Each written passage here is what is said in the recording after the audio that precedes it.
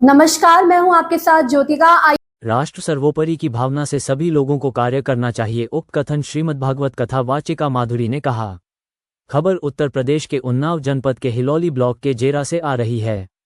जेरा में चल रही 7 दिवसीय श्रीमद्भागवत कथा का आज 6वां दिवस है। आज की कथा मुख्य रूप से भगवान श्री कृष्ण की बाल लीलाओं से लेकर श्री कृष्ण विवाह की सुंदर झांकियां दिखाई जाएगी।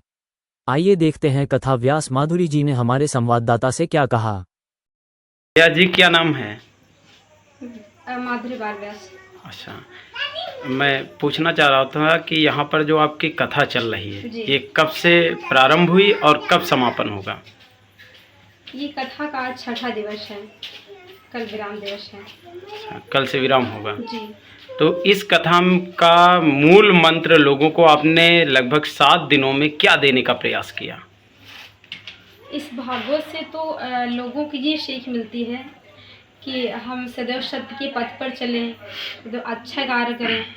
और संसार में भागवत ही एक ऐसा साधन है जिससे लोगों को मुक्ति की प्राप्ति हो सकती है। कल्याण का साधन है भागवत। व्यास जी, श्रीमद् भागवत कथा इसका जन्म कहाँ से हुआ? ये जो है श्रीमद् भागवत कथा, इसको सर्वप्रथम भगवान नारायण ने ब्रह्मा जी को सुनाया था। फिर ब्रह्मा जी ने अपने पुत्र नारद जी को सुनाया।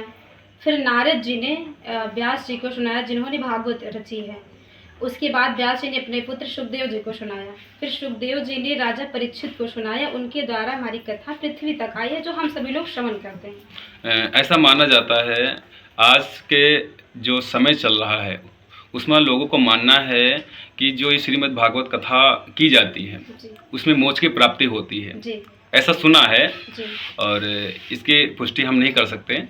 और दूसरी बात, लोग भी ये भी मानना है कि सनातन धर्म को लोग छोड़ते चले जा रहे हैं। इसका मुख्यतः कारण क्या हो सकता है?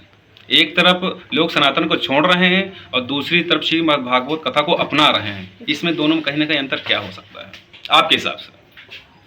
देखिए, पहली बात तो हम सब मनुष्यों को सनातन धर्म के प्रति चलना चाहिए, छोड़ना नहीं चाहिए, क्योंकि हम सबका ये मतलब धर्म है सनातन धर्म, और इसको बढ़ाने के प्रयास हम ही सब कर सकते हैं। जी जी, बहुत बहुत धन्यवाद। व्यास जी, आज जो कथा होगी जी। कौन सी कथा होगी, उस जरा थोड़ा सा उसको विस्तार में बताइएगा। देखिए, आज जो है कथा का 6वां दिवस है। तो आज भगवान कन्हैया के विवाह की कथा, कि भगवान ने किस प्रकार से उनकी 16,108 रानियाँ थी और उनके साथ में उन्होंने कैसे विवाह किया, ये संपूर्ण कथा का वर्णन होगा कथा में। व्यास जी, अगला प्रश्न है, आप भागवत कथा कह रहे हैं लेकिन उसके साथ में क्षेत्र के लोगों को किस तरीके से धर्म से जोड़ने का कार्य कर रहे हैं?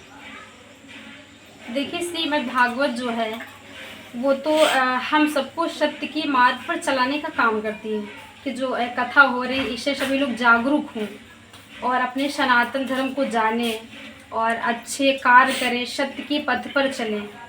और इससे हमें मनुष्यों को बहुत सारी सीख मिलती है भागवत सुन करके, कि हर नवयुवक को अपने माँ बाप की सेवा करनी चाहिए, और जो है माँ बाप का सम्मान करना चाहिए, राष्ट्र की सेवा करनी चाहिए, देश की सेवा करनी चाहिए, समाज की सेवा करनी चाहिए। और भागवत से हमको जो है इस संसार में आए हैं तो भक्ति करना, ये हम मनुष्यों का एक परम कर्तव्य है। कि मतलब संसार में हम मनुष्य बन के आए हैं, तो अगर जीवन में भगवान की कथा नहीं सुन पाए और कथा सुन करके अगर उसको जीवन में नहीं उतार पाए, तो मनुष्य होने का कोई लाभ नहीं है। तो भागवत से कहने का मतलब ये है कि कथा श्रवण की जाए तो उसको धारण किया जाए, फिर अपने जीवन में उसको उतारा जाए, तभी कथा का आप संपूर्ण लाभ ले सकते हैं।